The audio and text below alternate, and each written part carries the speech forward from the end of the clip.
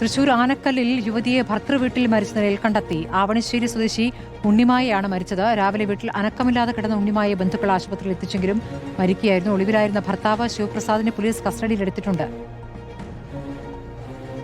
ഞാനിപ്പോൾ പഞ്ചായത്തിലേക്ക് വന്നപ്പോഴാണ് ഈ കാര്യം അറിയണേ. ഒരു ഭർത്താവ് ഭാര്യയെ കഴുത്ത് ഞെരിച്ച് കൊന്നു എന്ന് പറഞ്ഞു. അപ്പോൾ ഞാനിതിനെപ്പറ്റി അന്വേഷിച്ചപ്പോഴാണ് ഇവിടെയാണെന്നറിഞ്ഞത്. ഉടനെ ഞാൻ ഇങ്ങോട്ട് വന്നു. ഇവിടെ വരുമ്പോഴേക്കും ആളെ ആശുപത്രിയിലേക്ക് കൊണ്ടുപോയിരുന്നു. ഹോസ്പിറ്റലിൽ എത്തിച്ചു.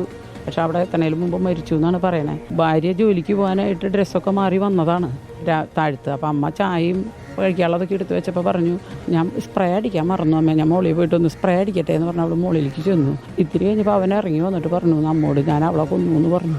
ഈ പയ്യനും ഇവർ സംശയരോഗത്തിൻ്റെ പ്രശ്നം ഉണ്ടായിരുന്നു എന്നാണ് നമുക്ക് അറിയാൻ സാധിച്ചത്. പിന്നെ ഇവർ പ്രണയവിവാഹമായിരുന്നു. ഇവർ കുറച്ച് വർഷങ്ങൾക്ക് മുമ്പ് ചുറ്റുപാടുള്ള ആൾക്കാരുമായിട്ട് അത്ര അടുപ്പത്തിലല്ല അവർ ഉള്ളത് ആൾക്കാരായിട്ട്. പിന്നെ വീട്ടുകാർ നല്ല ആൾക്കാരാണ് വീട്ടിലുള്ളത്. പക്ഷേ ഈ പയ്യനായിട്ടാണ് പിന്നെ പുറത്ത് ഗൾഫിലേക്ക് ആയിരുന്നു പയ്യൻ കുറേ നാളായിട്ട്.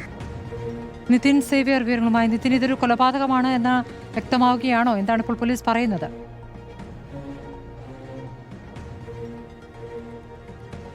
സ്മൃതി, ഇന്ന് രാവിലെ 8:30-ക്കാണ് ഈ സംഭവം നടക്കുന്നത്. ഭർത്താവ് ഭാര്യയെ കഴുത്ത് ഞെരിച്ച് കൊലപ്പെടുത്തിയെന്നാണ് വാർത്ത.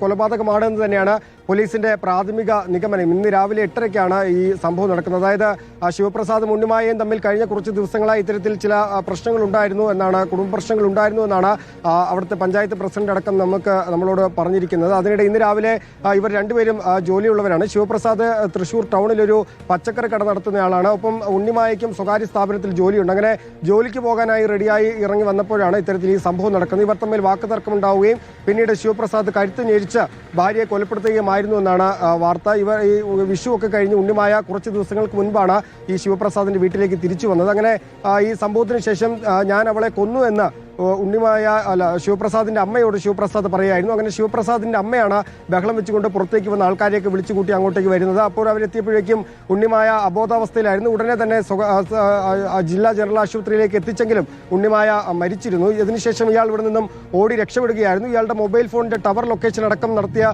പരിശോധനയിലാണ് ഇയാൾ ഇത്തരത്തിൽ അയ്യന്തോൾ ഭാഗത്തേക്ക് പോയിട്ടുണ്ടെന്ന് പോലീസിന് മനസ്സിലാകുന്നത്. അങ്ങനെ അയ്യന്തോൾ വക്കീൽ ഓഫീസിലേക്ക് എത്തിയപ്പോഴേക്കും ഇയാളെ പോലീസ് പിടികൂടുകയായിരുന്നു. ഇവർക്ക് 4 വയസ്സുള്ള ഒരു മകളുണ്ട്. മകൾ അമ്മയുടെ വീട്ടിൽ തന്നെയാണ്. ഈ വീട്ടിലേക്ക് വിഷുവിന് ശേഷം ഇങ്ങോട്ടേക്ക് എത്തിയിട്ടില്ല. ഏതായാലും വളരെ ദാരുണമായ ഒരു സംഭവമാണ്.